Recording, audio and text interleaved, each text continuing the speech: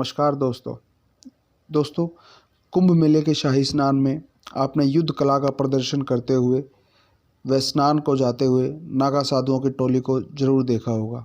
लेकिन क्या आप जानते हैं कि ये नागा साधु कौन होते हैं, कैसे बनते हैं, कहाँ और किस नाम से जाने जाते हैं?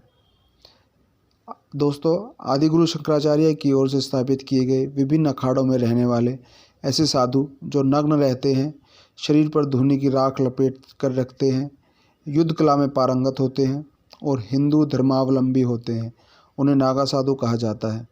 नागा साधु आम जीवन से दूर और कठोर अनुशासन में रहते हैं। इन्हें गुस्से वाला माना जाता है। जब कोई इनको उकसाता या परेशान करता है तो यह अत्यंत क्रोधित हो जाते हैं।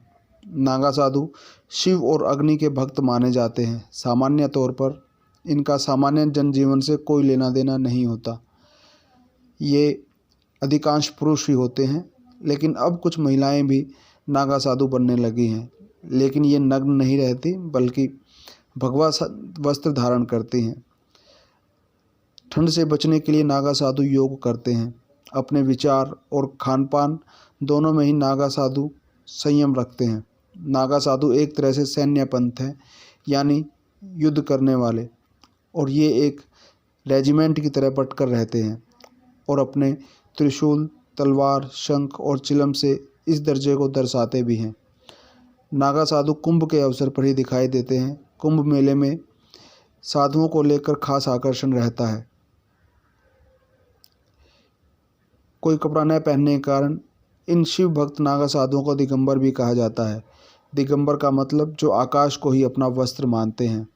कपड़ों के नाम पर पूरे शरीर पर धूनी की राख लपेटे नागा कुंभ मेले में ही शाही स्नान के समय खुलकर सामने आते हैं और शाही स्नान के समय अपनी अपनी मंडली के साथ आचार्य, महामंडलेश्वर, श्रीमंत आदि के रथों की अगुवाई करते हुए शाही स्नान करते हैं।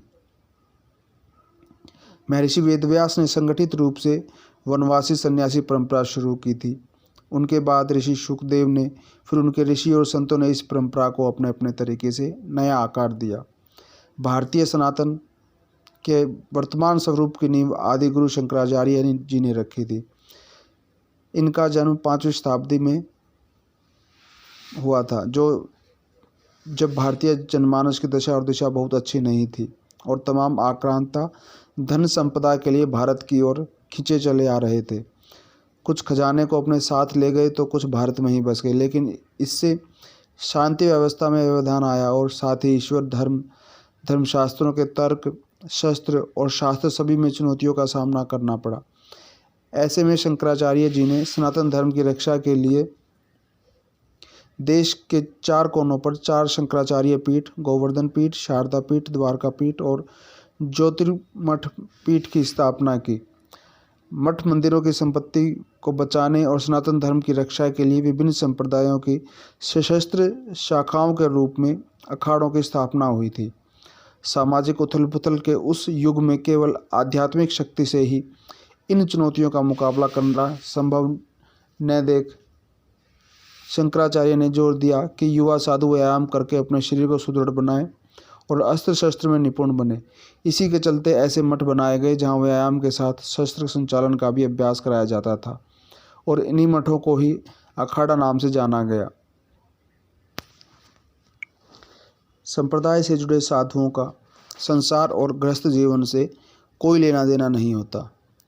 गृहस्थ जीवन जितना कठिन होता है, उससे 100 गुना ज़्यादा कठिन नागाओं का जीवन है। नागा साधुओं का अभिवादन मंत्र ओम नमो नारायण है और शिव के भक्त नागा साधु शिव के अलावा किसी को भी नहीं मानते।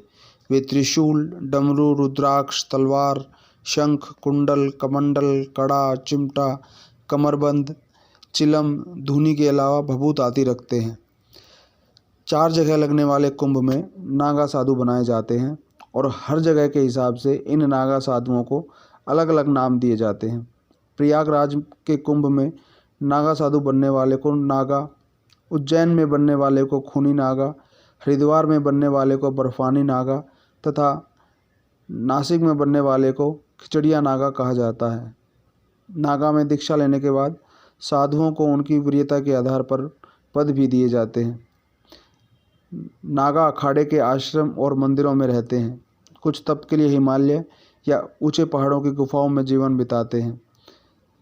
अखाड़े के आदेशानुसार यह पैदल भ्रमण भी करते हैं। इसी दौरान किसी गांव के मोड़ पर झोपड़ी बनाकर धुनी भी रमाते हैं और कई बार इनको बहुत ही ठंड की जगह पर बर्फ़ में भी देखा जाता है, जो कि अपने सिर्फ योग के बल पर वहाँ पर रहते हैं। जय मातृभूमि, जय भारत।